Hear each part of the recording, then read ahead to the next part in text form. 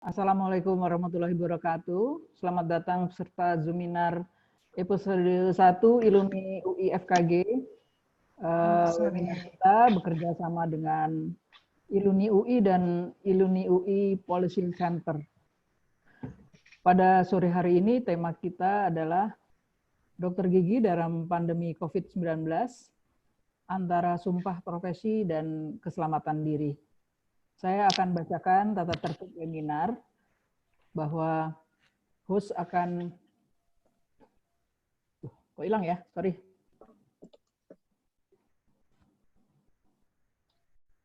Ada lagi, maaf. Tata tertib webinar, host akan menonaktifkan suara setiap akun peserta selama webinar berlangsung. Kedua, segala bentuk tanggapan atau pertanyaan harap ditulis di kolom chat Zoom. Peserta harap menuliskan nama. Keempat, jika kuota tidak mencukupi, maka bagi peserta yang namanya tidak terdapat dalam list akan dinonaktifkan. Kelima, mohon untuk menonaktifkan kamera Anda supaya kualitas gambar dan suara pembicara tetap berada dalam kualitas maksimal. Pada sore hari ini, webinar akan dibuka oleh Ketua Iluni UI FKG, Dr. Gigi Ketsia Simena Sihotang, MS, Master of Science. Dan narasumber kita pada sore hari ini ada dua, Profesor Dr. Gigi Endang Winiati Bahtiar, Master Biomedik PhD, dan Dr. Gigi Rini Susanti, spesialis ortodonti. Kami persilakan untuk Dr. Ketsia membuka acara webinar ini. Silakan, Dok. Para peserta webinar yang saya hormati, Prof. Endang, Dr. Rini yang saya banggakan, Polsen Iluni UI, tim sekretariat Iluni UI, dan pengurus Iluni UI FKG yang saya banggakan. Assalamualaikum warahmatullahi wabarakatuh. Salam sejahtera bagi kita semua. Selamat sore. Izinkan pertama-tama saya ingin mengucapkan selamat Hari Waisak bagi anggota Iluni atau anggota webinar yang merayakan. Selamat Hari Waisak.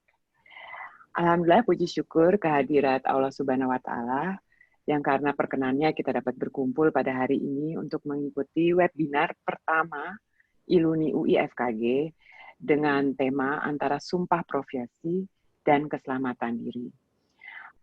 Webinar ini adalah webinar yang pertama kali diselenggarakan oleh Iluni UI FKG. Berangkat dari rasa khawatir akan keselamatan dan kesehatan teman-teman sejawat di masa pandemi COVID-19 ini sebenarnya. Yang harus tetap praktek sesuai sumpah dokter walaupun dibatasi dengan kasus-kasus emergency. Sekalipun demikian, maka kami merasa perlu adanya penambahan wawasan dan pengetahuan mengenai virus corona itu sendiri, maupun cara teman-teman sejawat dapat melindungi diri sebaik mungkin. Harapan kami, teman-teman sejawat dapat tetap berpegang pada sumpah dokter untuk menolong pasien, sekalipun hanya yang emergency, tapi juga dapat melindungi diri secara efektif dan baik. Saya tidak akan berlama-lama karena pembicara yang saya banggakan hari ini akan membawakan tema yang begitu luas, sehingga akhir kata, izinkan saya mengucapkan banyak terima kasih kepada seluruh alumni FKG UI maupun yang adalah hanya peserta webinar yang dengan semangat dan antusias berpartisipasi dalam webinar ini. Jujur, Anda-andalah yang membuat tim pengurus bersemangat dan sempat terkejut bahwa kuota awal 100 itu sudah terisi dalam hitungan jam. Semoga semangat partisipasi Anda ini bisa menjadi pecut bagi kami untuk menyelenggarakan webinar-webinar berikut. Terima kasih sedalam-dalamnya saya ucapkan kepada Prof. Endang dan Dr. Rini yang di tengah kesibukan pandemi ini telah meluangkan waktu untuk menjadi narasumber dan berbagi ilmu kepada kita semua. Terima kasih juga kepada Polsen, Policy Center Iluni UI, dan tim sekretariat Iluni UI yang menyediakan ruang seminar untuk webinar ini beserta dengan segala kelengkapannya. Last but not least, pasti saya berterima kasih kepada rekan-rekan pengurus ILUNI FKG UI yang bekerja keras untuk menyelenggarakan webinar ini. Dengan mengucapkan Bismillahirrahmanirrahim, webinar ini resmi saya buka. Semoga semua ilmu yang kita dapat bermanfaat bagi kita. Silahkan Dr. Maya. Baik, terima kasih Dr. Ketsia. Kami persilakan untuk pembicara pertama untuk Profesor Dr. Gigi Endang Winiati Bahtiar, Master Biomedik PhD. Saya bacakan sedikit CV beliau. Kalau dibaca panjang sekali ya, Prof. Jadi maaf ini diambil sedikit ya, saja. nggak apa-apa, singkat aja. Singkat aja. Prof. Endang lulus tahun 86 dari FKG UI, kemudian untuk magisternya tahun 96, dan tahun lalu menjadi guru besar di FKG UI, dan saat ini akan memberikan kita pencerahan untuk webinar hari ini. Kami persilakan Prof, waktu 20 menit. Terima kasih Prof. Terima kasih Dr. Maya. Assalamualaikum warahmatullahi wabarakatuh. Alhamdulillah kita dapat berkumpul dalam keadaan sehat dalam masa pandemi COVID-19 ini. Terima kasih kepada Dr. Ketsia dan tim ILUNI FKG UI yang telah mempercayai saya untuk, sebetulnya saya juga sama-sama belajar ya, COVID-19 ini kan baru, virusnya juga baru. Saya berusaha mempelajari dan men-share apa yang telah saya pelajari. Nah, dengan harapan kalau kita tahu landasan ilmiah kejadian pandemi ini yang berdampak tentunya khususnya ke profesi kedokteran gigi, tentunya kita akan lebih aware ya, lebih peduli ya dari sisi tiap tahapan patogenesisnya. Jadi mungkin demikian pembukaan saya, mudah-mudahan bisa dipahami. Saya berusaha meringkas dalam waktu 20 menit. Ya, silakan di-share slide-nya. Bismillahirrahmanirrahim. Ya, jadi saya diberi tugas nih sama Dr. Ketsia dan teman-teman untuk menyampaikan suatu pandangan tentang pandemi COVID-19 dan risiko yang dihadapi oleh dokter gigi. Next.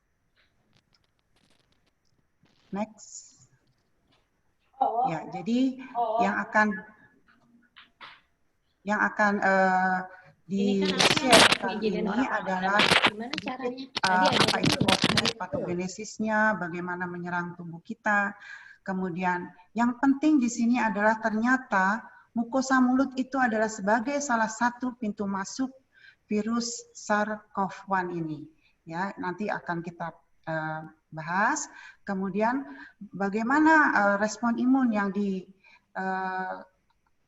oleh tubuh kita, sehingga pada tahap ini juga ada risiko bagi dokter gigi. Kemudian faktor predisposisi atau faktor risiko yang juga harus dipahami kita bersama sebagai dokter gigi.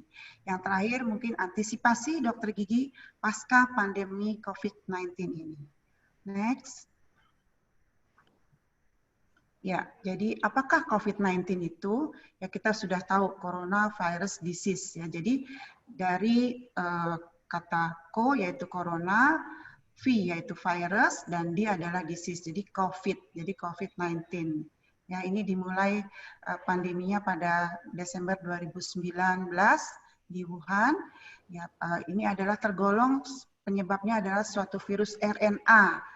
Ya, jadi satu famili dengan SARS yang lain seperti MERS ya yang Middle East, kemudian SARS severe akut yang beberapa tahun lalu juga terjadi. Kemudian WHO pada bulan Maret mendeklar bahwa ini adalah suatu pandemi karena sudah melibatkan lintas negara dan benua. Next. Ya, ini adalah satu hipotesis kajian dari beberapa peneliti di dunia bahwa katanya sih asalnya adalah dari bat ya, bat itu apa namanya, bat itu codot ya, yang immediate hostnya itu kalau yang MERS itu adalah dari unta, kemudian dari kucing, kalau yang SARS-CoV yang pertama ya, kemudian dari terenggiling. Ya, sebetulnya mereka adalah host perantara yang terakhir menginfeksi manusia, sehingga tertularlah dari manusia ke manusia yang terjadi saat ini. Next. Nah, seperti kita ketahui bahwa gejalanya adalah sebagian besar adalah demam, kemudian kehilangan rasa pengecap. Nah, inilah yang terjadi ternyata di rongga mulut kita, di permukaan lidah, mukosa dan sebagainya, nanti akan dibahas. Ya, kemudian lemas, kelelahan, kehilangan rasa penciuman, kemudian nafas pendek, ya, kemudian batuk, ada yang tanpa sputum, ada dengan sputum, ya. Ini yang common. Tapi yang severe, yang parah itu bisa sampai tidak bisa jalan, ya. Kemudian menurunkan sel-sel darah, terjadi di kidney, di ginjal dan sebagainya. Jadi tiap orang itu manifestasinya bisa berbeda-beda. Berikut. Nah, patogenesisnya. Jadi SARS-CoV-2 ini adalah suatu virus yang diselubungi oleh amplop protein, ya, protein. Jadi mengapa kita disarankan untuk mencuci tangan untuk mencegah hidupnya si virus ini, karena protein itu begitu kena sabun, ya, dia akan terdegradasi, rusak, sehingga kalau pelindungnya rusak maka si RNA-nya ini juga tidak akan bertahan lama, akan rusak juga. Jadi SARS-CoV-2 ini menginfeksi. Nah, kenapa pada tiap orang itu berbeda gejalanya? Ya, jadi kalau keadaan normal fungsinya di sini, kalau si SARS-CoV-2 ini mencapai alveoli, maka akan mengganggu sistem oksigenasi, pertukaran oksigen antara pembuluh darah dengan alveoli. Nah, pada orang yang ringan itu hanya sebagian alveoli yang terkena, ya, terinfeksi. Tapi pada orang yang moderat itu mungkin setengah jumlah dari alveoli, dan pada yang berat, nah mungkin semua alveoli sudah tersumbat. Nah, ini mungkin dicerminkan oleh gambaran radiografinya. Ya, pada seorang klinisi mungkin mereka akan bisa menginterpretasi gambaran secara molekulernya begini, secara klinisnya bagaimana. Nah, itulah mengapa terjadi gagal nafas dan bisa berakibat fatal pada orang-orang yang parah imbas dari infeksi SARS-CoV-2 ini. Berikutnya. Nah, ini ada mukosa mulut sebagai salah satu pintu masuk virus corona. Ya, jadi di sini kita akan bahas sedikit. Next.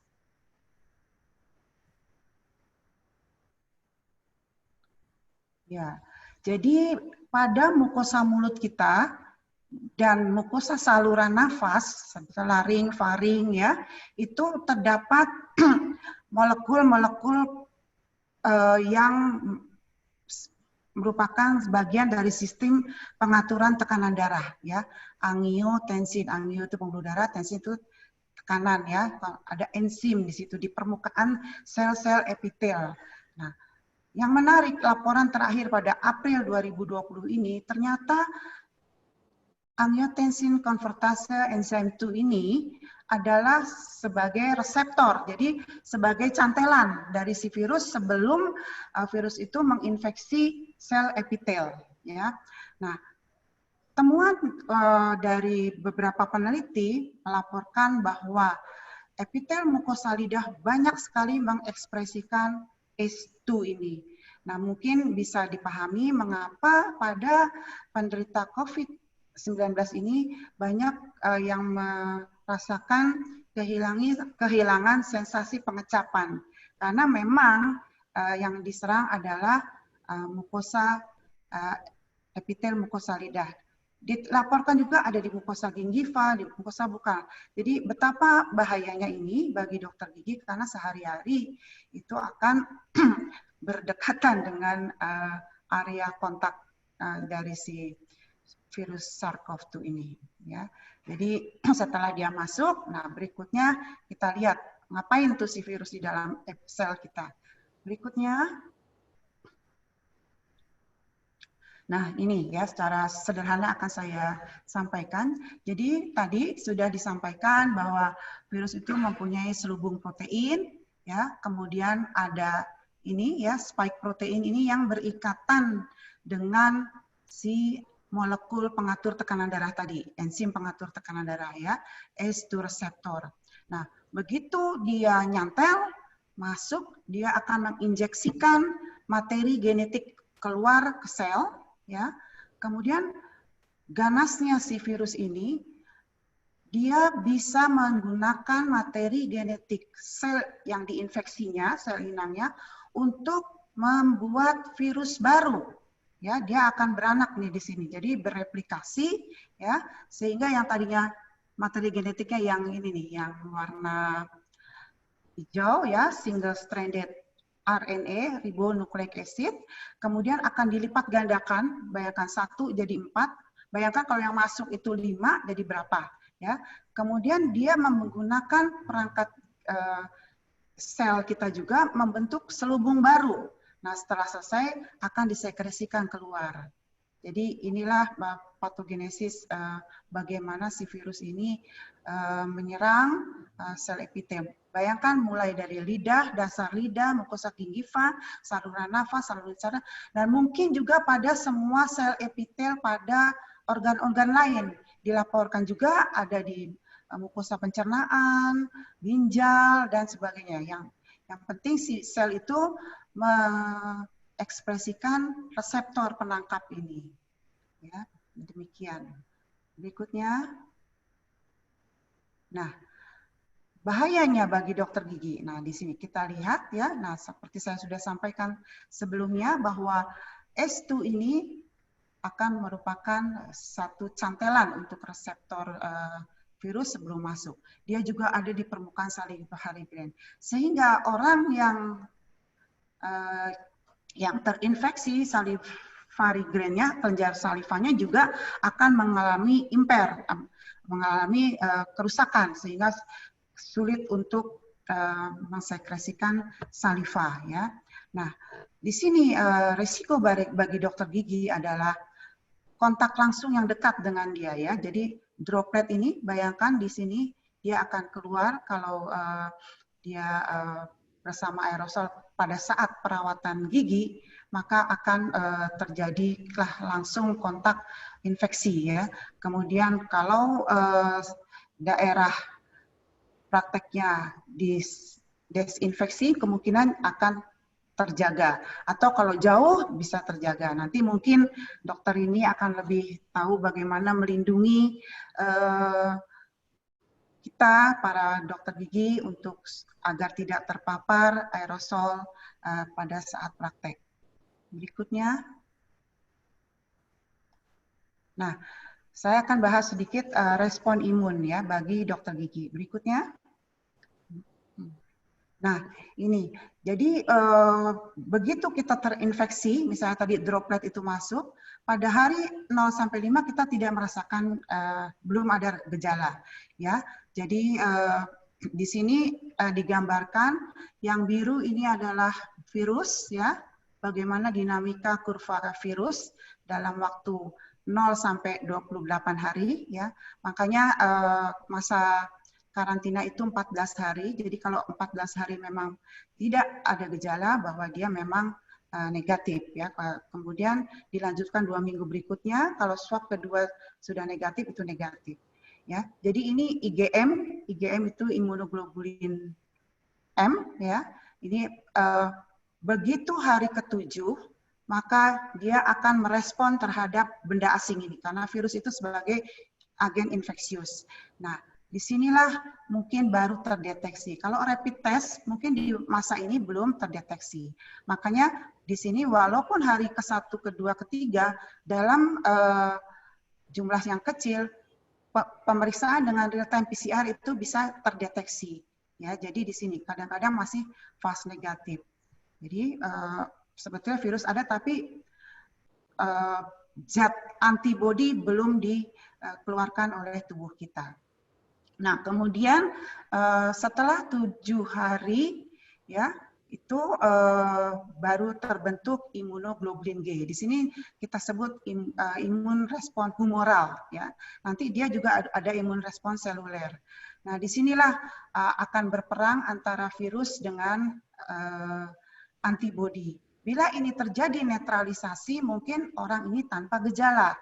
Tapi pada orang-orang tertentu di mana dia mengalami suatu keadaan di mana respon imunnya menurun, misalnya pada orang-orang yang mempunyai underlying disease, ya, orang yang imunodefisiensi dengan infeksi menaun, orang tua, ya, mungkin akan tidak terjadi peperangan ini sehingga si virus merajalela. Dan IgG pun yang harusnya hari ke-14 itu timbul, tidak timbul pada orang-orang tertentu. Jadi makanya pada tiap individu itu responnya beda. Jadi kalau kita bugar, sehat, itu insya Allah tidak ada respon imun. Namun dia berbahaya bagi orang lain. Ya, nah di sini bisa menularkan kepada individu-individu yang rentan tadi. Ya. Terus IgG ini timbul setelah hari ke-14. Nah, belum diketahui sampai berapa lama imunoglobulin G-nya si COVID-19 ini akan bertahan ya. Pada beberapa penyakit infeksi bisa bertahun, tapi di sini kita belum tahu. Jadi sudah ada laporan bahwa orang yang terinfeksi setelah sembuh bisa terinfeksi lagi. Itu belum ada jawaban yang pasti, masih misteri ilahi. Nah, kemungkinan pertama dia antibodinya sudah hilang, menurun, atau virusnya berubah bentuk. Jadi dia kan benda asing. Yang pertama tadi misalnya dia keriting, tiba-tiba dia nggak keriting, bingung lagi si virusnya. Jadi mungkin terjadi mutasi. Jadi bisa terjadi reinfeksi dengan strain yang berbeda. Seperti itu mungkin. Nah, disinilah perlunya kita aware bahwa dinamika respon imun ini tiap orang berbeda-beda. Jadi mungkin kita juga para dokter gigi status kesehatannya berbeda-beda, ya kan? Begitu. Oke, next. Nah, ini ringkasan dari yang tadi ya. Jadi kalau PCR positif, ini pasti dia terinfeksi. Jadi ada yang fase negatif, fase positif dan sebagainya. Ya, ini ringkasan dari yang tadi, nanti bisa dibaca. Berikutnya. Nah, ini kenapa pada orang-orang tertentu timbul gejala yang sangat parah? Ada orang-orang tertentu dengan karakteristik genetik tertentu itu terjadi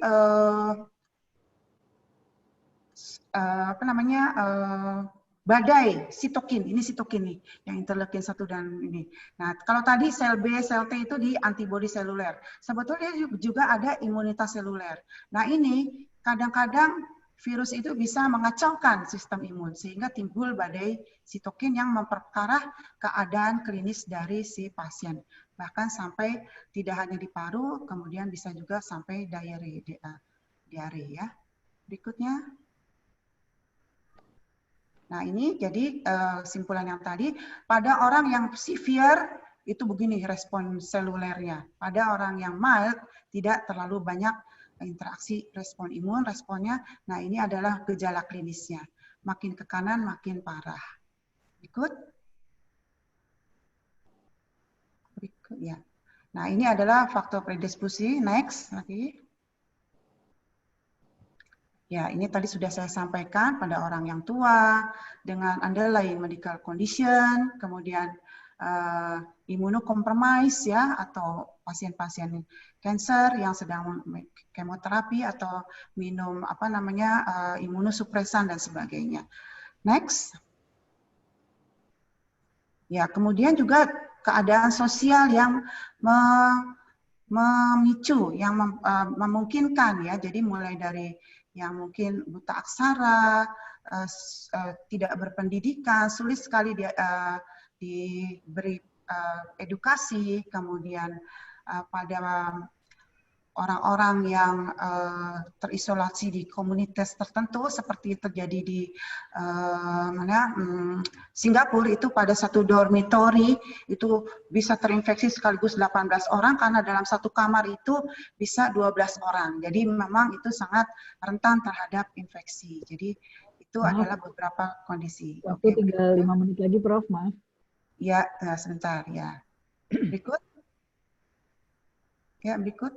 Nah, ini ya. Jadi mengapa ada yang berat dan ringan, saya sudah sampaikan tadi, pada anak-anak bisa ini karena imunitasnya memang masih tinggi. Berikut. Nah, ini adalah gambaran epidemiologi beberapa yang pre-existing condition yang menjadi korban meninggal pada pasien COVID. Berikutnya.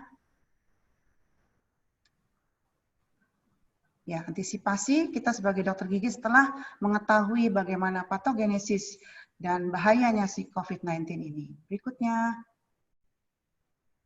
Ya, saya tidak akan membahas lebih banyak, mungkin nanti Dokter Rini akan membahas, tapi ini ada saya baca beberapa referensi ya dari WHO, kemudian lagi next. Dari PDGI ya juga sudah ada mengeluarkan pedoman. Berikutnya. Ya, ini dari PDGI, berikutnya bisa dibaca atau mungkin memang sudah paham ya semua dokter gigi tentunya. Lanjut. Lanjut. Ya, ini adalah nanti mungkin dokter ini akan lebih dalam membahas tentang perlindungan di ruang praktek ya, oral aerosol vakum. Berikutnya. Ya, kemudian mungkin pada pandemi kali ini mulai dipikirkan teledentistry ya, kita menuju ke new normal era. Jadi mungkin nanti suatu ketika bahwa sebagian praktek akan digunakan platform teledentistry, mungkin seperti itu. Atau memang sudah, saya juga kurang tahu, mungkin rekan-rekan lebih mengetahui. Ya, berikutnya.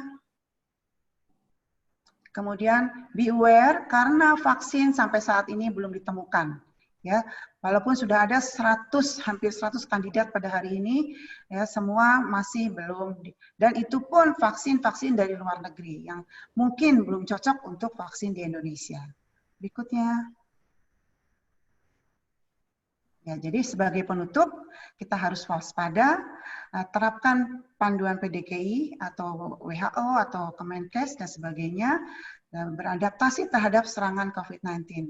Jadi kita harus mengantisipasi kemungkinan akan terjadi pandemi gelombang kedua. Ya, oleh karena itu dokter gigi harus waspada. Mungkin demikian saja sekilas share saya. Kalau ada kekurangan, mohon dimaafkan. Kalau ada pertanyaan, silahkan diisi di chat, mau WA juga boleh. Baik, terima kasih. Wassalamualaikum warahmatullahi wabarakatuh. Waalaikumsalam. Terima kasih, Prof. Endang.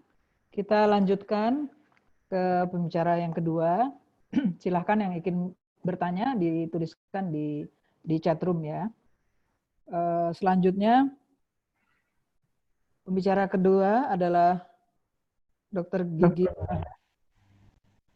Dokter Rini Susanti, SP Ortodonsi, lulus di FKG UI tahun 93, kemudian sebagai spesialis ortodonsi lulus tahun 2003, 2012 lulus sebagai doktor di FKG UI. Kita persilakan kepada dokter ini untuk mempresentasikan kebijakan perlindungan diri dalam pelayanan kesehatan gigi. Saat ini dokter ini bekerja di Rumah Sakit Persahabatan. Terima kasih. Silakan dokter ini.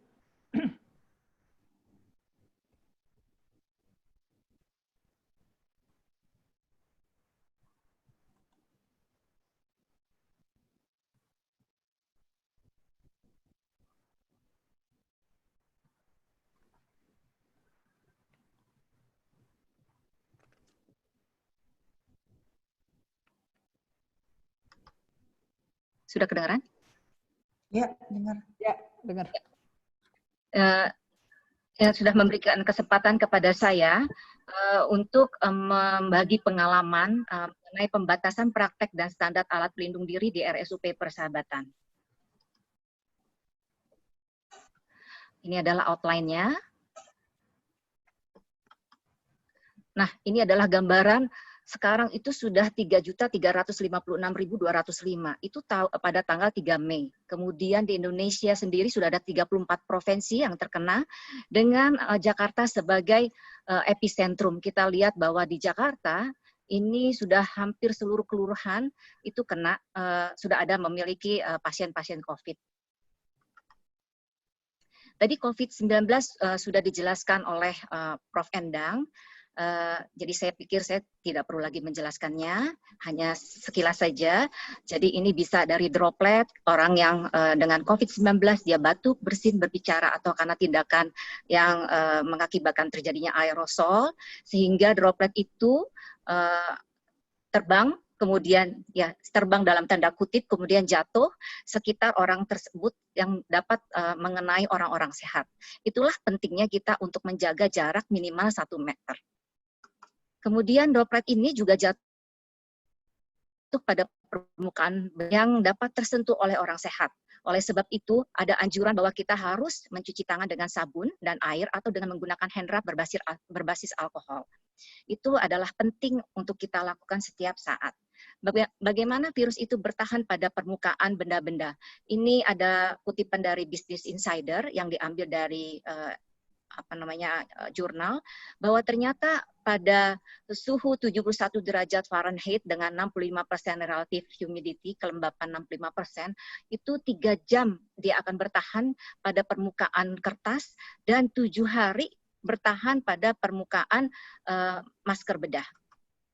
Nah, ini untuk mengantisipasi pandemi COVID-19 ini, kebijakan dari Ikatan Profesi yaitu PDGI dengan mengeluarkan pedoman pelayanan kedokteran gigi selama pandemi virus COVID-19. Ini ada beberapa hal yang perlu kita cermati, bahwa kita harus melakukan screening awal, kemudian kita juga melakukan tindakan emergensi, kemudian kita juga melakukan prosedur cuci tangan, melakukan APD, dan bisa dilihat lagi nanti surat edaran ini. Kemudian PDGI juga melakukan penundaan Kongres PDGI yang semestinya dilakukan atau dilaksanakan pada April yang lalu. Kemudian apa yang kami lakukan di Rumah Sakit Persahabatan? Ini adalah poli gigi Rumah Sakit Persahabatan.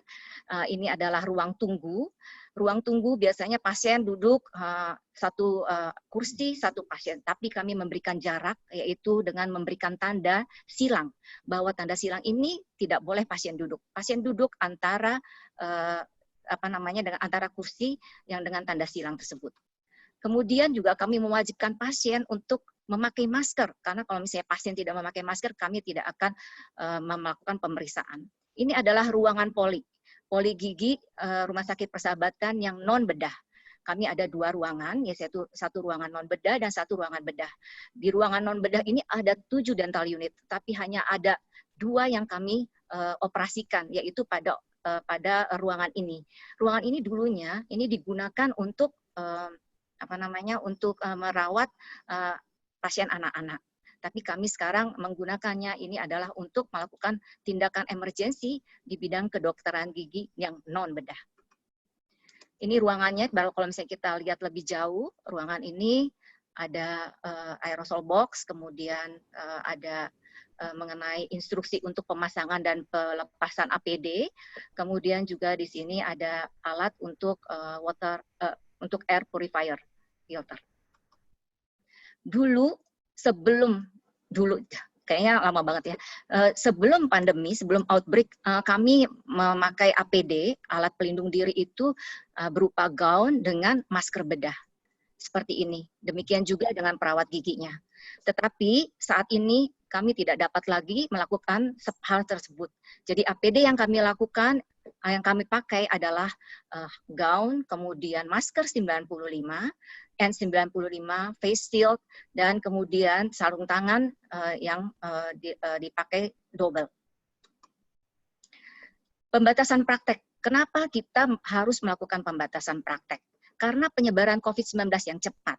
Terus belum ada perawatan baku dan vaksin untuk COVID-19 seperti tadi yang sudah disebutkan oleh Prof. Endang.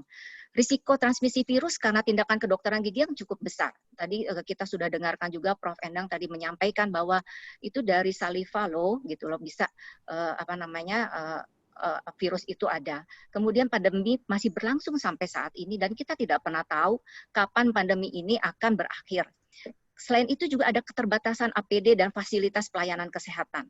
Satu lagi yang saat ini juga menjadi pertimbangan adalah tes COVID-19 yang masih terbatas. Masih sedikit sekali yang katanya kita lakukan tes pada pasien atau pada masyarakat dibandingkan dengan negara-negara lain. Oleh sebab itu, sudah tepat PBPDGI dan juga pemerintah untuk menyarankan melakukan pembatasan praktek. Untuk pembatasan praktek ini yang bisa kita lakukan adalah melakukan teledentistry dan juga tindakan emergensi dengan seleksi kasus.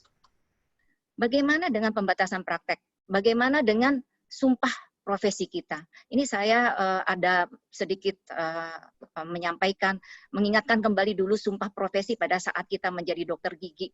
Pembatasan praktek dan sumpah dokter gigi ini sebetulnya mendukung sumpah dokter gigi, di mana kita harus mementingkan kepentingan peri kemanusiaan dan juga menghormati kehidupan serta mengutamakan kesehatan penderita. Kita bayangkan kalau misalnya kemudian kita melakukan tindakan elektif, kemudian pasien itu misalnya dia sebagai carrier, kemudian kita tidak melakukan kontaminasi ataupun kita tidak melakukan perlindungan diri dengan baik, maka itu akan menjadi cross infeksi antara pasien dengan dokter, dokter dengan pasien, atau pasien dengan pasien, dan pasien dengan keluarganya. Praktek. Kalau misalnya kita ingin melakukan praktek, maka lakukanlah dengan prinsip pencegahan dan pengendalian infeksi yang baik, bekerja efektif dan efisien, dan pastikan, lagi-lagi pastikan, hanya tindakan emergensi, lakukan seleksi kasus. Pertimbangkan setiap praktek, risiko infeksi, dan manfaat kesehatan untuk pasien dan operator. Identifikasi risiko infeksi adalah salah satunya adalah diri sendiri. Kita harus bisa menilai kemampuan kita, apakah kita mampu melakukan pekerjaan itu dengan cepat, tepat, bila kita melakukan praktek. Kemudian yang kedua, apakah kita mampu memakai APD dan melepaskan APD dengan benar. Kemudian apakah kita mempunyai komorbid. Ini penting sekali. Karena apa? Karena salah satu tadi seperti yang sudah disebutkan oleh Prof. Endang, bahwa kelompok yang vulnerable, yang cukup rentan adalah orang yang mempunyai komorbid. Dan juga kita pikirkan risiko untuk orang lain, untuk asisten kita, terapis gigi dan mulut, untuk pasien kita dan keluarganya, komunitas, dan juga untuk keluarga kita masing-masing. Pikirkan juga mengenai kemampuan sarpras yang kita miliki. Bagaimana ruang praktek kita? Apakah cukup memadai? Apakah cukup dapat dipakai untuk merawat pasien pada saat pandemi ini? Dan bagaimana ruang tunggunya? Bagaimana sterilisasi yang selama ini kita lakukan? Dan dekontaminasi serta pengelolaan limbah. Persiapan tempat praktek itu perlu sekarang kita melakukan zona yang infeksius dan non-infeksius, serta APD yang digunakan pada masing-masing zona tersebut. Kemudian juga kita harus mengatur alur gerak dokter gigi ataupun asisten ataupun terapis gigi dan mulut. Demikian juga dengan alur pasien. Siapkan alat perlindungan diri yang sesuai dengan standar yang telah ditentukan oleh ikatan profesi atau Fasiankes tempat kita bekerja.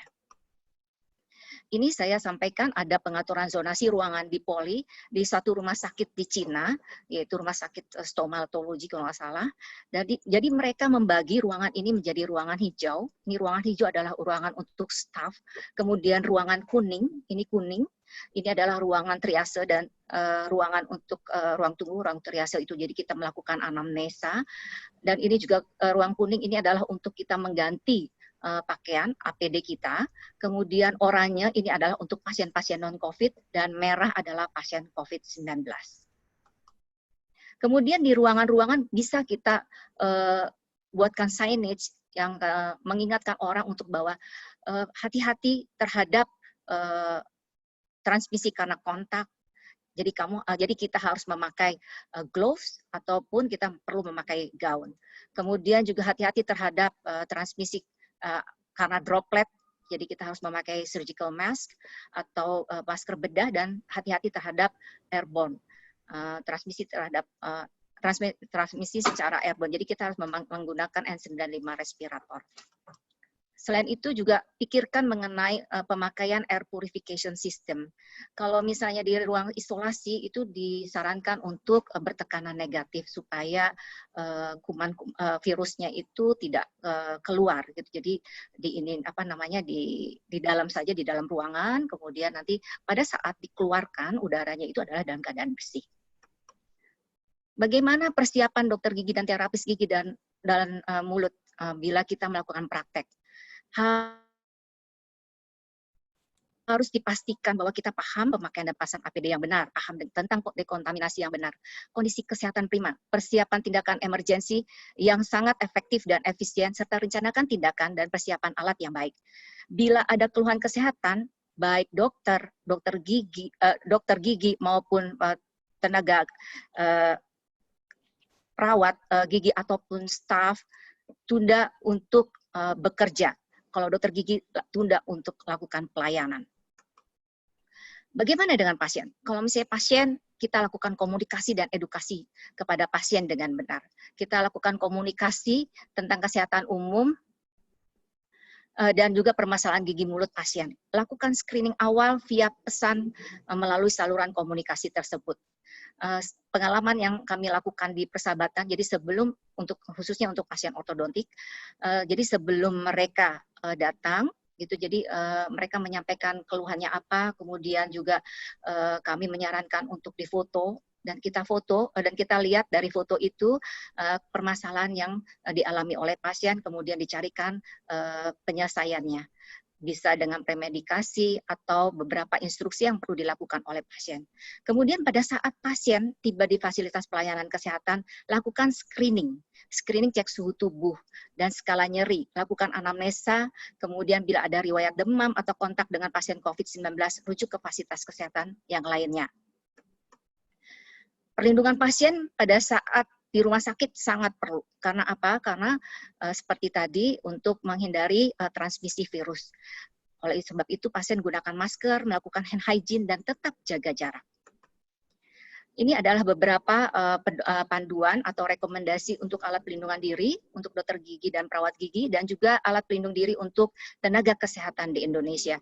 Ada yang dikeluarkan oleh gugus tugas percepatan penanganan COVID-19, kemudian ada juga rekomendasi alat pelindungan diri untuk dokter gigi dan perawat gigi yang dikeluarkan oleh Pusat Krisis Kemkes dan PDGI, serta petunjuk teknis penggunaan alat pelindungan diri dalam menghadapi wabah COVID-19 yang dikeluarkan oleh Dirjen Yankes Kementerian Kesehatan. Ini semua bisa dibaca dan ini semua mudah untuk diakses. Ini adalah alat pelindung diri yang kami gunakan di persahabatan. Ini adalah head cap, kemudian masker, kemudian ini adalah cover all. Kami menggunakan cover all, kemudian face shield dan juga Google serta sarung tangan. Sarung tangan ada sarung tangan yang pendek dan sarung tangan panjang yang steril. Nah, ini adalah rekomendasi APD. Jadi APD yang direkomendasikan oleh PDGI adalah APD level 3. Jadi semua dalam keadaan tertutup seperti yang kita lihat di sini.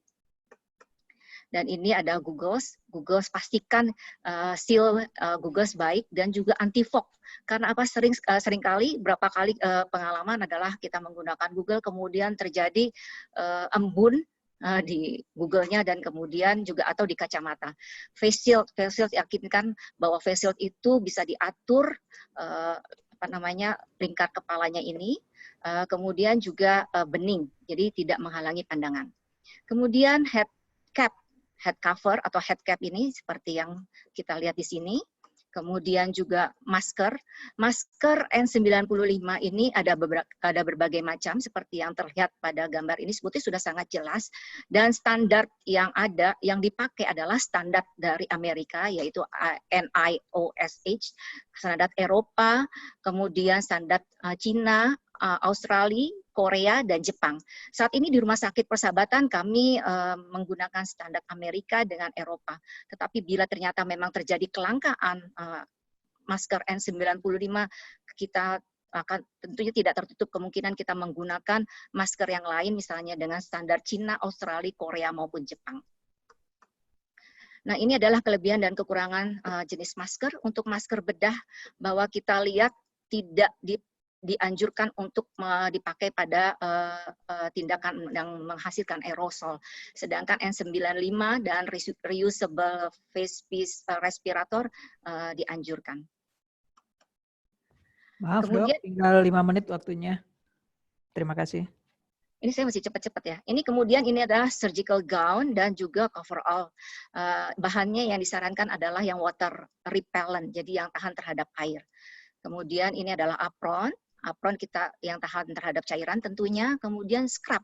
Scrub ini sebetulnya penting. Kadang-kadang kita praktek datang dengan memakai pakaian yang datang dari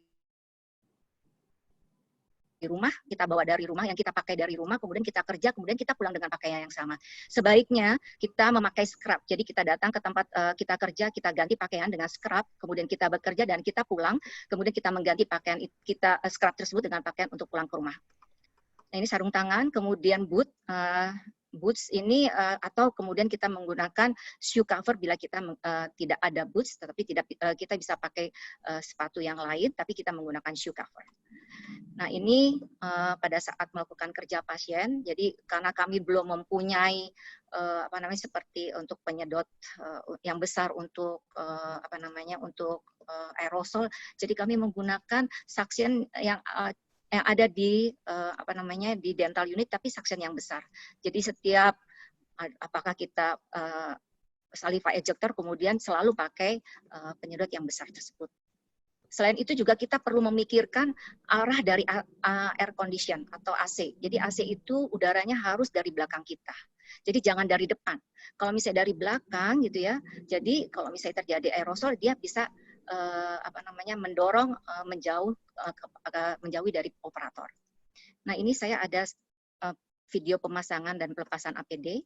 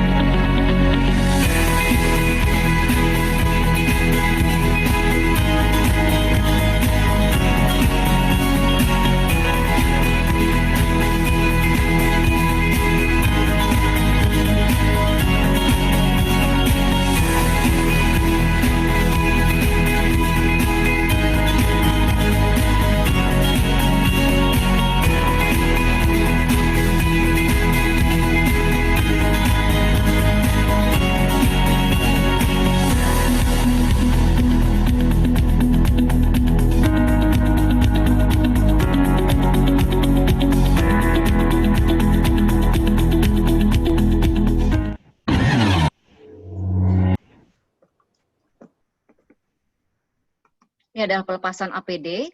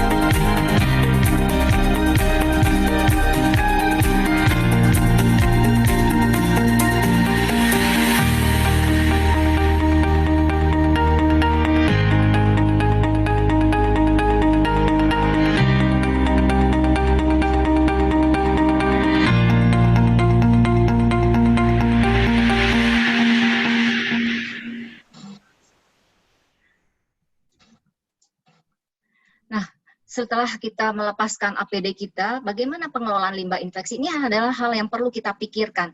Kalau di persahabatan kita menggunakan insinerator dan juga menyerahkan kepada pihak ketiga untuk pengelolaan limbah infeksi selanjutnya. Kemudian, kapan jadinya kalau gitu COVID-19 ini berakhir di Indonesia? Ini ada tim FKMUI maksudnya, yang melakukan berbagai modeling untuk mengenai pandemi COVID-19 ini. Bila intervensi dari pemerintah intensitasnya cukup tinggi, maka yang diprediksi untuk terkena COVID-19 adalah 600.000 jiwa. Sedangkan kalau misalnya ternyata rendah, akan tercapai 2,5 juta jiwa.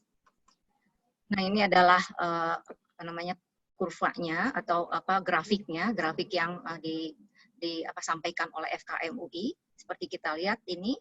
Kemudian ada juga prediksi pandemi COVID-19 berakhir di Indonesia itu yang disampaikan oleh SUTD dari Singapura. Jadi kita lihat, saya mencoba untuk download tanggal 25 April dan tanggal 2 Mei 2020 dari diprediksi tanggal 4 Juni. Kemudian bergeser ini menjadi tanggal 13 Juni. Kemudian juga bergeser lagi ini 20 Juni menjadi tanggal 1 Juli. Jadi kalau misalnya ingin praktek, tunggu kurvanya turun, tunggu sampai kemudian N 97%. Karena apa? Karena lagi-lagi untuk menghindari terjadinya penyebaran atau transmisi virus yang meluas.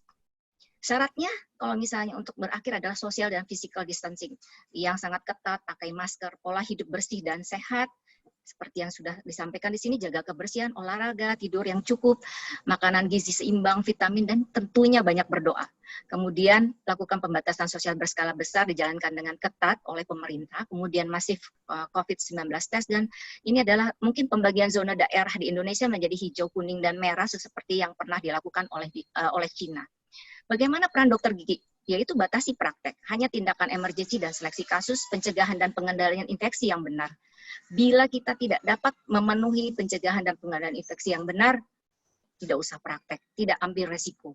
Teledentistry diaktifkan, edukasi pasien melalui saluran komunikasi, konsultasi virtual maupun perjanjian pasien. Kesimpulannya, pembatasan praktek dokter gigi selama pandemi COVID-19 adalah untuk mengurangi risiko penularan. Pembatasan dokter praktek itu dengan melakukan tindakan emergensi dan juga seleksi kasus. Kemudian lakukan identifikasi risiko infeksi bila kita ingin melakukan praktek di tempat praktek kita. Laksanakan pencegahan dan pengendalian infeksi dengan benar dan disiplin. Dengan benar dan disiplin ini harus benar-benar kita lakukan. Saran untuk antisipasi the new normal pada praktek kedokteran gigi, saya sepakat dengan Prof. Endang bahwa kita akan nantinya akan banyak memanfaatkan media daring untuk semua aspek termasuk kesehatan. Kemudian meningkatkan layanan teledentistry juga dengan melakukan media daring. Sedangkan juga untuk pendidikan berkelanjutan juga kita melakukan pemanfaatan media daring serta lakukan perubahan dan pada panduan dan pengaturan pencegahan dan pengendalian infeksi di tempat praktek kita. Kita tidak bisa lagi business as usual, kita harus berubah untuk ini. Ini adalah referensinya. Ini adalah kegiatan yang kami lakukan karena pasien sangat menurun drastis, sekitar 10-20% saja dari yang biasanya. Ini adalah TGM, terapis gigi dan mulut, melakukan pembuatan APD, kemudian kita juga melakukan olahraga, pembuatan scrub, kemudian ada teman-teman yang membantu di bagian donasi. Ini ada 2 orang yang membantu donasi. Dan ini ada 4 orang dokter gigi yang melakukan swab di Rumah Sakit Persahabatan. Jadi diberdayakan untuk membantu yang lain. Ini pada saat saya melakukan swab karena pada saat itu saya pernah kena pilek, radang tenggorokan tapi tidak demam karena sudah kerja pasien oleh bagian K3, disarankan untuk periksa di poli ODP, PDP dan juga dilakukan swab. Akhirnya saya masuklah ke poli ODP dan PDP, kemudian dilakukan swab. Ini adalah Dr. Arfan Badegas bedah mulut yang melakukan swab pada saat beliau itu membantu tim swab Rumah Sakit Persahabatan. Ini adalah pada saat tahun lalu kita buka puasa bersama. Kayaknya untuk tahun ini sudah tidak mungkin lagi dilakukan. Karena apa? Karena karena kita harus jaga jarak. Kemudian juga kita tidak bisa lagi seperti biasa. Jadi mungkin nanti buka puasa bersama secara daring saja. Terima kasih atas perhatian sejawat sekalian. Saya mohon maaf bila ada yang kurang berkenan. Mudah-mudahan apa yang saya sampaikan dapat bermanfaat untuk sejawat sekalian. Terima kasih Dokter Rini. Kita buka untuk pertanyaan ya Dok.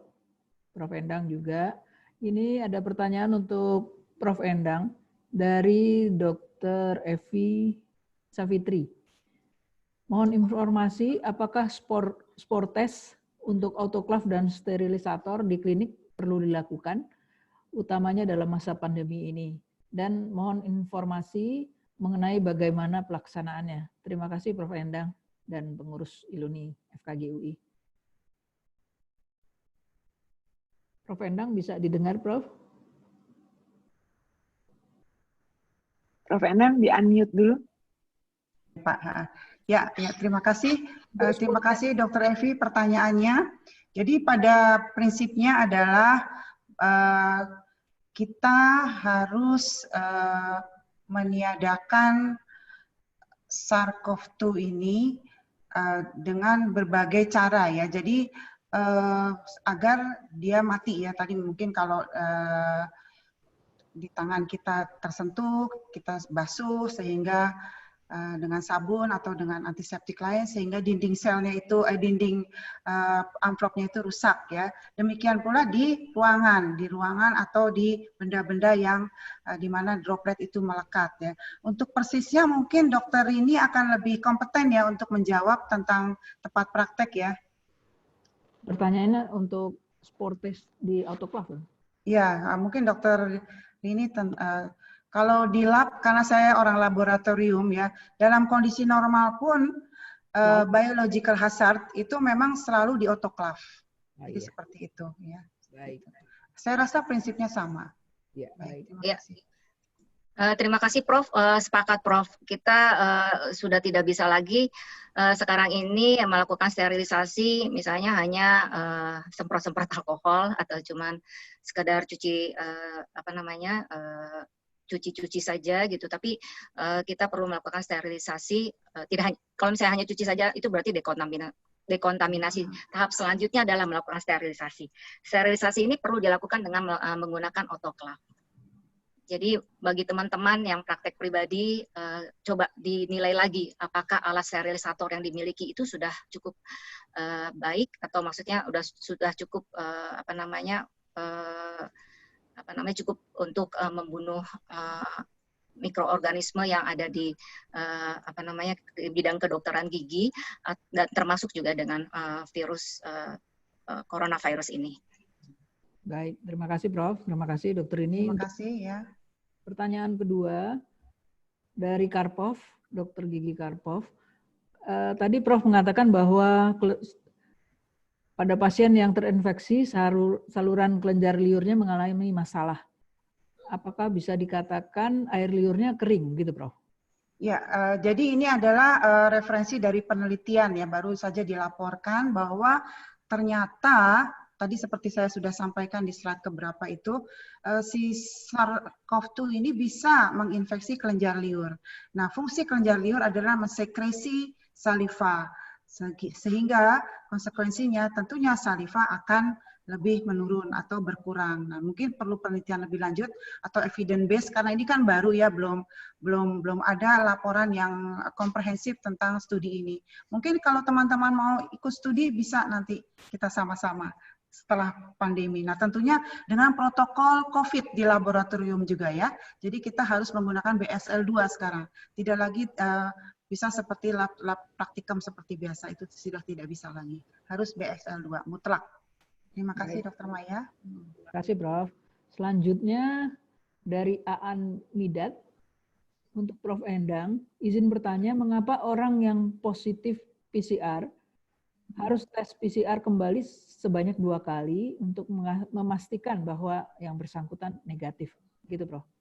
Ya, terima kasih Dr. Aan. Nah, mungkin kalau kita mengacu pada kurva yang tadi saya tampilkan ya, jadi setelah 28 hari itu teorinya ya dari laporan itu memang dia sudah negatif. Tetapi kita tidak bisa ambil resiko ya. Jadi harus tetap diulang ya. Kemungkinan masih ada tersisa atau PCR-nya kemarin itu false negatif bisa saja.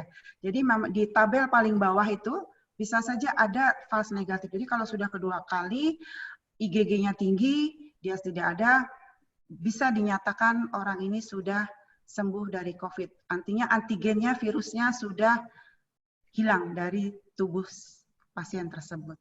Demikian. Mudah-mudahan bisa menjawab. Baik. Ini dari Dr. Tri Utami untuk mungkin dokter ini ya dok. Pada kasus persistensi di mana pasien merasakan sakit untuk mengunyah, apakah ini termasuk emergency dan boleh dilakukan tindakan ekstraksi dalam masa pandemik ini? Dokter ini mungkin bisa dijawab.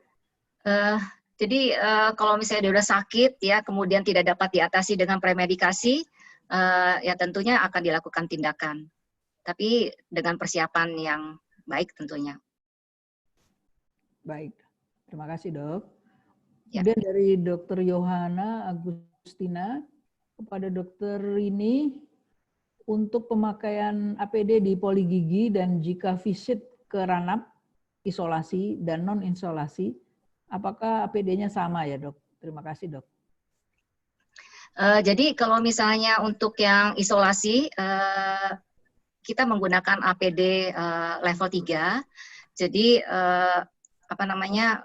ada ruang, jadi ada satu gedung yang disediakan di Rumah Sakit Persahabatan untuk tempat kita berganti menggunakan scrub, kemudian kita berganti untuk menggunakan APD level 3, kemudian kita visit ke ruang isolasi, kemudian dari ruang isolasi itu, kemudian nanti kita ke tempat untuk mengganti pakaian, mengganti APD kita tersebut, ada namanya anterumnya.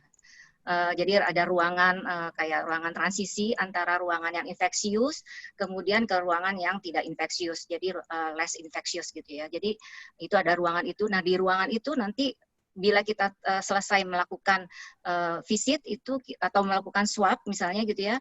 Nah, itu kita di sana mandi, melepaskan semua APD kita, kemudian kita mandi di sana.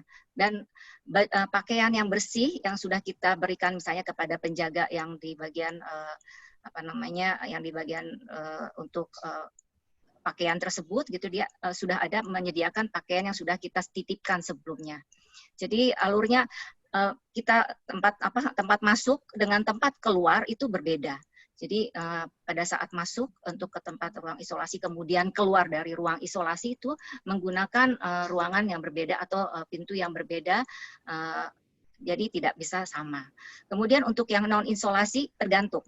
Jadi kalau misalnya memang kalau misalnya ternyata di sini kita udah nggak ada non isolasi lagi ya karena semua udah merupakan ruang rawat isolasi, itu bisa mungkin menggunakan APD level 2 tergantung si ininya. Tapi dipastikan bahwa di non isolasi itu memang tidak ada pasien COVID-19 karena kita harus waspada dengan yang carrier gitu ya, sebetulnya ada kemudian sudah ada virusnya tetapi tidak bergejala misalnya gitu. Atau tertutup dengan komorbid yang lain. Baik, terima kasih dok. Kemudian dari Dokter Gigi Marisa, ingin bertanya untuk dokter ini, apakah APD hazmat selalu diganti setiap berganti pasien? Atau APD hazmat didouble dengan surgical gown sehingga diganti hanya surgical gown-nya saja? Ya, terima kasih atas pertanyaannya. Jadi selama ini yang kami lakukan adalah pembatasan pasien, pembatasan kunjungan pasien. Jadi karena hazmat ini terbatas, jadi kami misalnya satu dokter itu hanya bisa mengerjakan 3 pasien dengan aturan 2 pasien tanpa aerosol. Kemudian 1 bila terpaksa menggunakan aerosol. Nah, untuk pasien dengan tindakan menggunakan aerosol ini terakhirkan. Jadi paling terakhir kita melakukan tindakan atau pemeriksaannya. Kemudian juga antara pasien kayak tidak mungkin juga kita melepas hazmatnya kemudian kita kita periksa lagi. Jadi karena keterbatasan APD, jadi 1 pakaian hazmat itu kita kerjakan kita pakai sampai pasien kita selesai. Dan di poligigi itu benar-benar strict, kita hanya beberapa pasien saja, kadang-kadang cuma 1 pasien atau cuma 2 pasien saja gitu, karena kan sudah ada seleksi kasusnya, kemudian juga sudah diatur gitu, misalnya pasien yang katanya tanpa tindakan aerosol dengan menggunakan tindakan yang menghasilkan aerosol. Jadi kalau misalnya yang tindakan tanpa aerosol, tanpa menghasilkan aerosol itu kita dahulukan, misalnya kayak konsultasi, kemudian kita ingin cek misalnya saya ada abses, kita lihat, tapi hanya kita lihat saja, kemudian atau kita lakukan tindakan, kita lihat apakah dia menggunakan aerosol atau tidak. Kalau misalnya menggunakan aerosol itu dibelakangkan, diakhirkan. Nah, antara pasien dengan pasien yang lain itu kita tentunya mengganti sarung tangan, kemudian juga disemprot dengan alkohol. Kemudian juga untuk untuk dental unit itu dilakukan dekontaminasi oleh terapis gigi dan mulut. Nah, itu dekontaminasinya itu dilakukan dengan seksama. Karena kita tidak mau kalau misalnya pasien datang ke tempat kita pulang bawa penyakit gitu loh. Jadi dekontaminasi ini terus terang cukup lama dan harus agak sabar karena setiap bagian di dental unit itu dilakukan pembersihan, kemudian dielap, ada yang disemprot alkohol, kemudian dielap, ada juga ada namanya, sebutnya ada merek, saya nggak perlu sebutin gitu ya, itu namanya ada kayak Rubista atau apa gitu ya, yang direkomendasikan oleh PPI. Jadi untuk 1 pasien kayaknya saat ini kita belum bisa kayak begitu karena keterbatasan dari APD. Tapi tidak didouble ya dok? Jadi di luar dipakai surgical gown lagi enggak? Jadi kalau di luar itu tidak pakai surgical gown, tetapi kita bisa pakai apron sebetulnya. Karena surgical gown itu sebetulnya bisa dipakai untuk APD, jadi kita bisa anggap sebagai APD level 3, juga, tetapi dengan menggunakan jilbab karena supaya tertutup. Kalau surgical gown kan dia tidak tertutup, dia cuma sampai leher aja. Ya, Jadi seperti itu. Setelah pakai hazmat supaya di pasien kedua, jadi di double, di luar dipakai gaun, nanti pasien ke selanjut gaunnya dilepas begitu maksud pertanyaannya. Enggak ya, Dok? Iya, enggak pakai surgical gown lagi, tapi cukup pakai apron saja. Baik, makasih, Dok. Ya. Kemudian ada pertanyaan lagi dari Dr. Evi Savitri. Untuk dokter ini, dalam melayani beberapa pasien, apakah zona pelepasan APD disposable, kecuali coverall dan N95, dengan pemakaian APD disposable untuk pakaian berikutnya, bisa dilakukan di tempat yang sama ya, Dok, sebaiknya? Sebaiknya bagaimana? Terima kasih, Dok. Nah, ini tadi saya sebutkan bahwa kita sudah harus berubah. Karena apa? Karena udah nggak bisa lagi disatukan. Jadi makanya tadi saya tunjukkan bahwa kita membagi ruang poli itu yang zona infeksius dengan less infeksius gitu. Jadi sebetulnya kalau yang idealnya itu adalah harus ada ruangan untuk melepas APD. Harus ada ruangan untuk melepas APD, kemudian tadi seperti yang saya ceritakan, kita mandi, kemudian kita memakai scrub, kemudian baru kita keluar. Jadi seperti itu. Kemudian bila ternyata tidak, ya terpaksa harus melepas di di tempat kita praktek itu, usahakan tidak dekat dengan dental unit tempat kita bekerja gitu. Karena mungkin ada beberapa teman yang katanya, waduh nggak bisa ruangannya banyak ruangan. Jadi akhirnya melepaskan di tempat yang kita praktek. Tetapi memasangnya harus di luar ruangan tersebut. Jadi tidak boleh kita memasang baju APD itu di ruangan tempat kita praktek itu. Jadi kita harus ada di ruangan lain untuk memasangnya, kemudian kita masuk ke tempat prakteknya, kita bekerja di situ, melepasnya masih memungkinkan untuk di sana, walaupun sebetulnya idealnya adalah harus ada tempat tersendiri untuk pelepasan APD ini. Kemudian semua kecuali face shield atau Google dan juga boot itu masih reuse. Yang lainnya single use saja, disposable. Terima kasih, Dok. Masih dari Dr. Evi Savitri, Dok.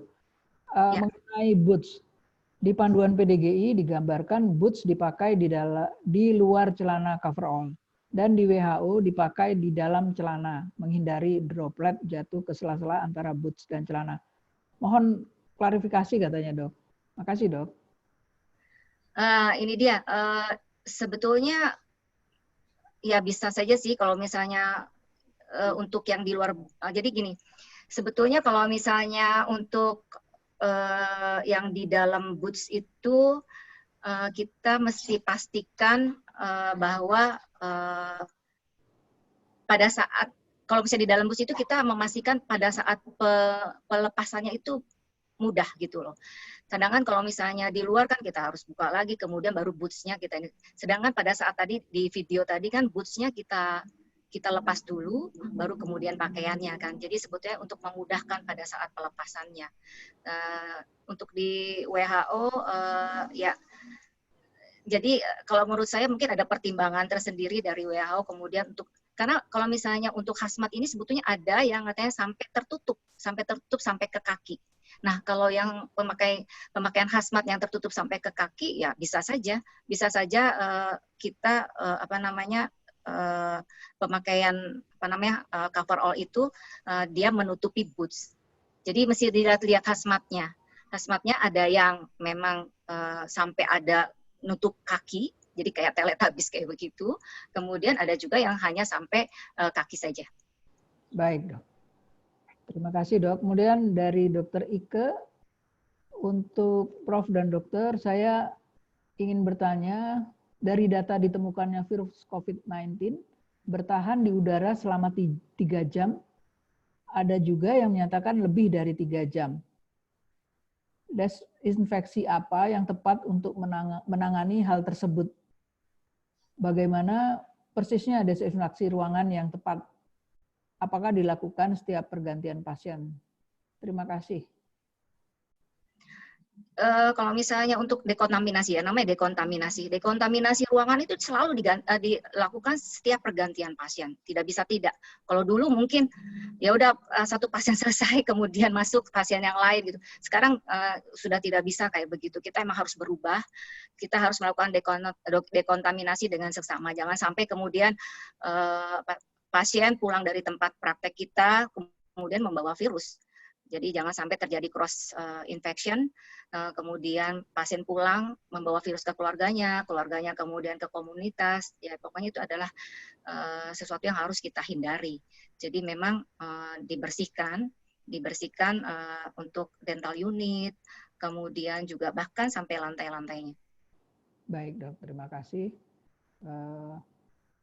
Mungkin juga dilihat dari sirkulasi di ruangan ya dok ya. Karena kalau sirkulasinya kurang baik kan di kami, kalau di RSCM saya hanya tambahkan saja bahwa pergantian pasien kalau ruangannya tidak baik sirkulasinya, itu setelah 3 jam baru boleh memanggil pasien yang selanjutnya. Jadi memang sangat terbatas untuk menangani pasien. Satu lagi yang perlu, ya. Maaf, satu lagi yang perlu saya tambahkan, kemarin itu juga kita disarankan untuk membuka pintu ya tempat pasien masuk, kemudian juga membuka pintu tempat kita keluar ke samping gitu ya pada saat melakukan tindakan. Jadi supaya dia nggak ngumpul mungkin ya ini. Ya betul dok. Dari Dokter Rini, bagaimana mengurangi, ini namanya Rini Dwi Putranti, bagaimana mengurangi risiko penularan COVID melalui rongga mulut yang merupakan reseptor virus? Mungkin untuk Prof. Endang. Ya, terima kasih. Bagus sekali pertanyaannya.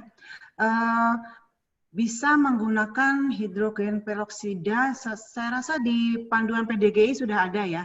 Di panduan PDGI itu lengkap, jadi pada prinsipnya sebelum perawatan dilakukan bukan desinfeksi kalau pada manusia ya. Jadi pembersihan dulu, antiseptik, jadi semua bersih dulu baru kita lakukan tindakan.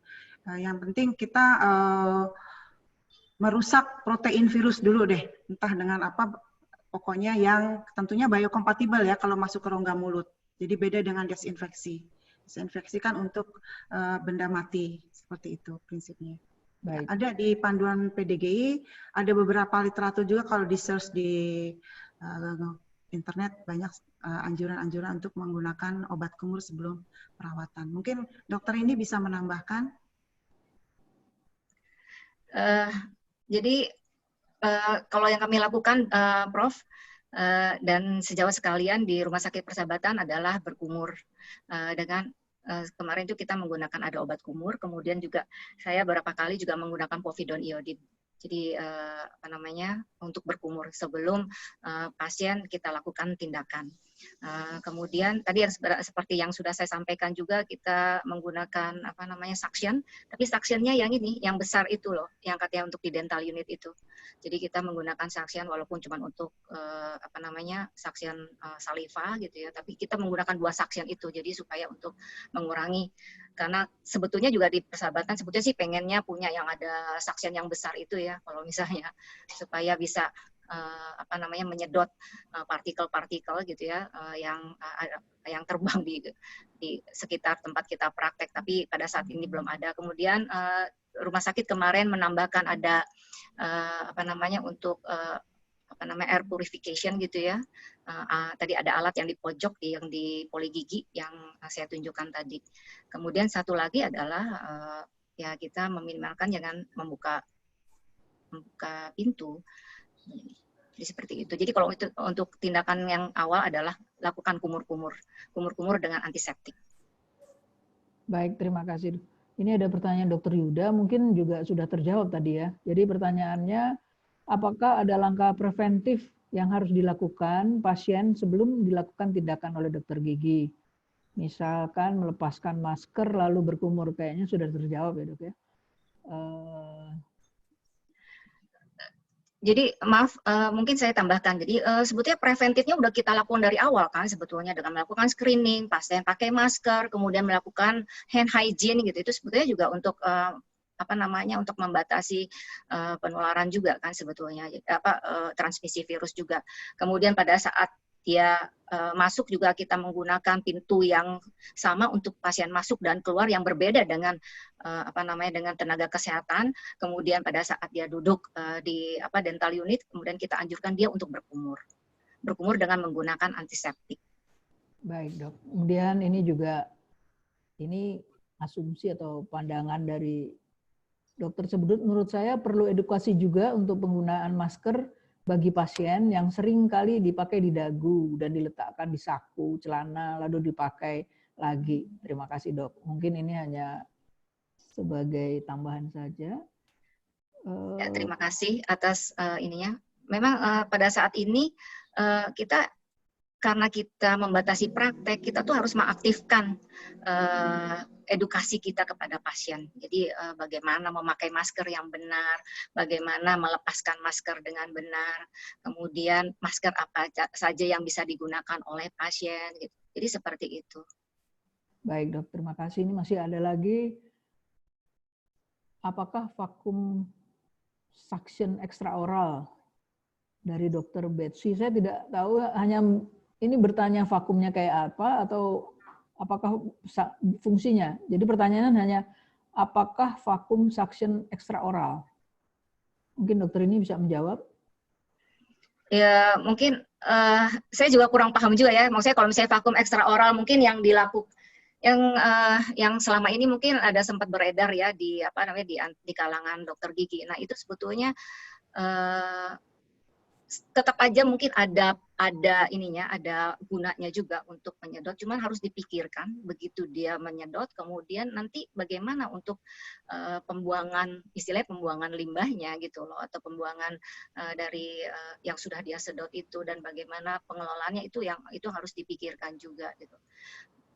Karena dengan menggunakan suction yang kecil itu kan juga ada yang sudah tersedot kan gitu, apalagi yang besar gitu. Jadi saya pikir mungkin bisa untuk digunakan gitu, tapi bagaimana efektivitasnya, kemudian itu mungkin perlu diteliti atau perlu ada evidence base-nya lagi gitu loh.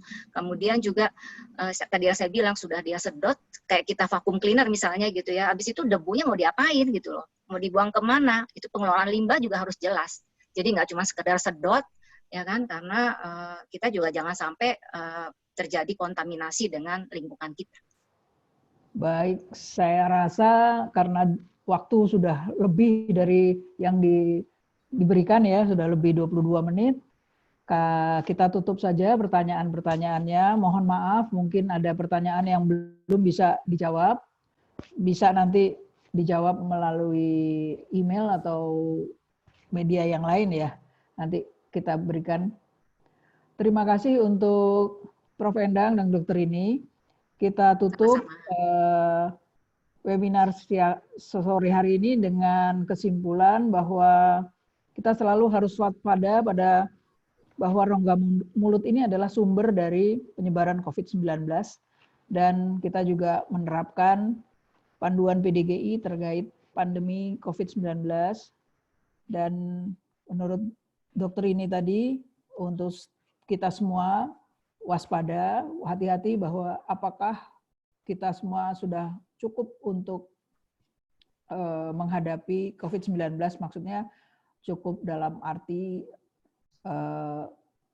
penanganan di dalam ruang praktek masing-masing, sehingga jangan buru-buru ingin praktek, tetapi keamanan untuk kita dan untuk pasien minim.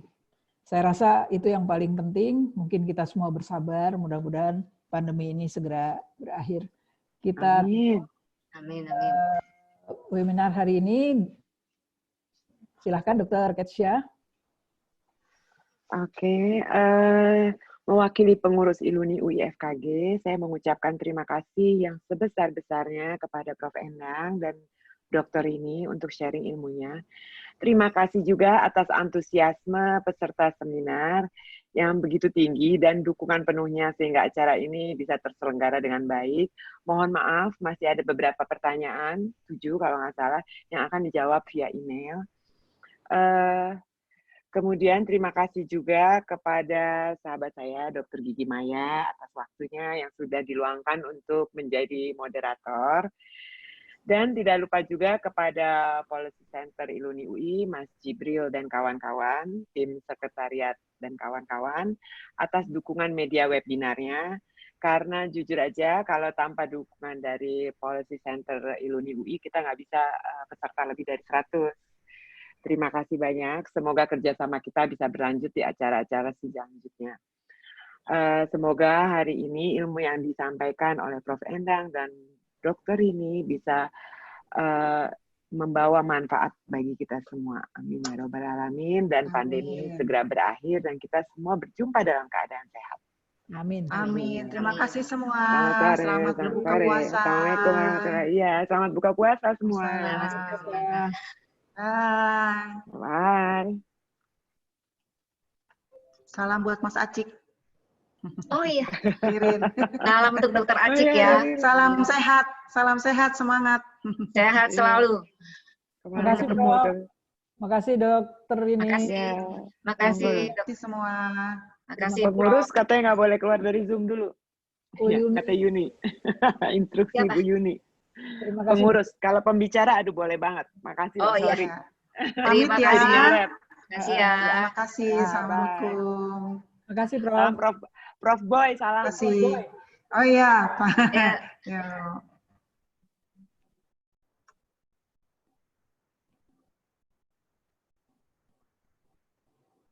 526.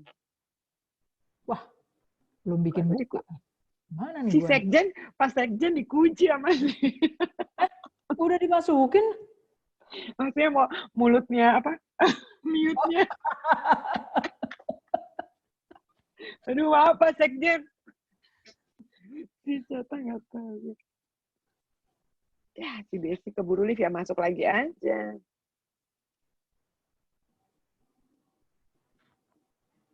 Ini pada ngumpet semua ya dong, mukanya dong. Kan pesertanya berapa sih? Pesertanya berapa? Tadi sampai 158 ya? Suara saya kedengeran nggak sih? Enggak kedengeran. Masih di mute semua. Denger dong. Suara saya kedengeran. Oh iya, dengar tapi nggak bisa ngomong. Yang di unmute kan enggak tuh, masih di mute yang lain. Padahal yang nge-mute itu kan si Suge ya? Saya. Oh, kamu? Enggak. Sebentar. Kalau mute dari Mas Ceta? Iya, dari Suge juga kan, dari co-host ya. Dari host.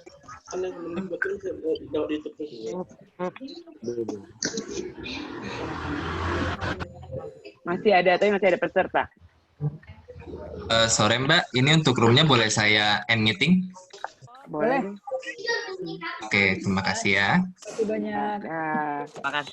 Terima kasih. Kita ke WA grup aja.